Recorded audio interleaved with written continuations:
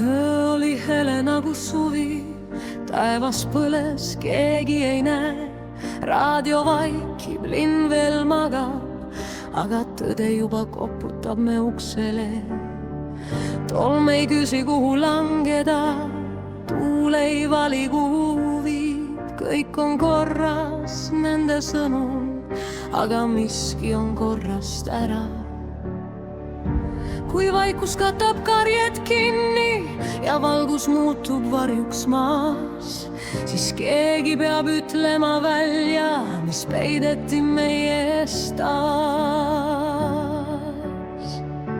Tšornobõl ei vaiki meid, see tuli põleb edasi. Kui me sulgeme oma silma, siis ta kordub uuesti. Tšornobõl ei ole minevik, ta hingab meie sees. Kui tõde jääb jälle varju, siis kaob ka inimene.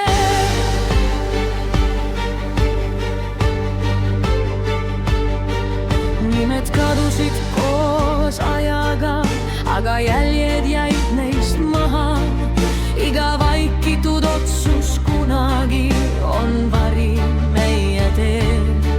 See ei ole lihtsalt ajalugu, see on hoiatus, mis karjub.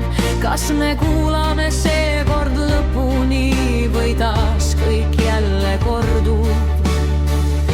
Kui hirm on suurem kui ausus ja mugavus valib tee, siis tõde kaob jälle kuhugi ja hind on suurem veel. Tšornobõl ei vaiki meis, see tuli põleb edasi. Kui me sulgeme oma silmad, siis ta kordub uuesti.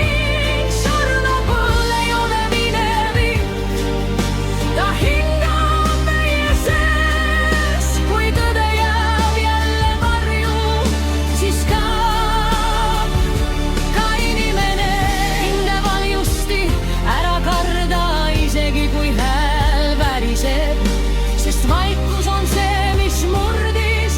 Ja kui vaikimine kordub veel, me ei pääse oma varjust, kui me ei vaata talle otsa.